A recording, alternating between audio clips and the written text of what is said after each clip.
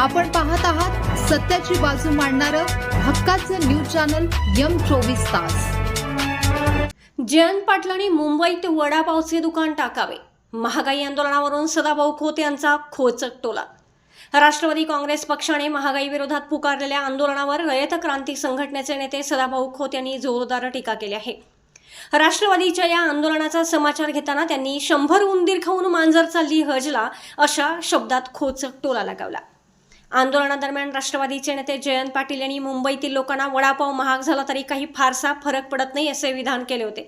या विधानाचा खरपूस समाचार घेताना सदाभाऊ खोत म्हणाले, जयंत पाटलांना कदाचित संयुक्त महाराष्ट्राच्या चळवळीचा इतिहास माहीत नसावा। या चळवळीत मुंबईने 106 हुतात्मे दिलेत, ज्यातून मुंबईसह महाराष्ट्र निर्माण झाला आहे। ते पुढे म्हणाले, गेल्या आठवडाभरात मुंबईमध्ये वडापाव न मिळाल्यामुळे अनेक लोकांनी आपला जीव सोडला आहे। त्यामुळे जयंत पाटलांनी मुंबईत जाऊन एक वडापावचे दुकान टाकावे आणि तिथल्या जनतेचे प्राण वाचवावेत। नागपूरच्या संदर्भाचा उल्लेख करत सदाभाऊ खोत यांनी विरोधकांना सुनावले की नागपूरला कांदे पोहे महाग झाल्यानंतर सरकारला जाग येईल असे टोमणे मारण्यापेक्षा आपण स्वतः मात्र नागपूरच्या कांद्या पोह्याच्या दिशेने पावले टाकू नका। नागपूरकरांना कांदे पोहे कोणत्या दरात घ्यायचे हे चांगल्या प्रकारे ठाऊक आहे।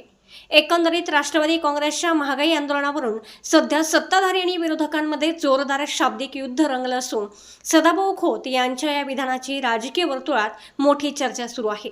सदाभाऊ नेमके काय म्हणाले ते पाहू।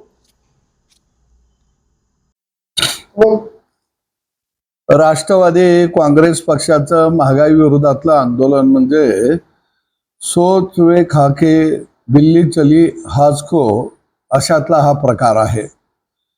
महागाईच्या आंदोलनामध्ये बोलत असताना राष्ट्रवादीचे नेते जयंत पाटील साहेब म्हटले की मुंबईच्या माणसांना वडापाव महाग झाला तर काही फार फरक पडत नाही, पण त्यांना माहित नाही संयुक्त महाराष्ट्राच्या चळवळीमध्ये 106 हुतात्मे या मुंबईनं दिलेले आहेत आणि मुंबईसह महाराष्ट्र निर्माण केलेला आहे।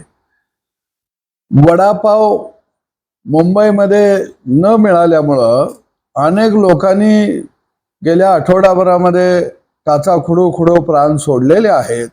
त्यामुळं जयंत पाटलांनी त्या ठिकाणी एक वडापावचं दुकान लावावं आणि मुंबईच्या जनतेचं प्राण वाचवावेत। नागपूरला कांदे पोहे महाग झाल्यानंतरच जाग येईल सरकारला असा टोमणा मारण्यापेक्षा नागपूरच्या कांद्या फळाच्या दिशेनं आपण मात्र पावलं टाकू नका।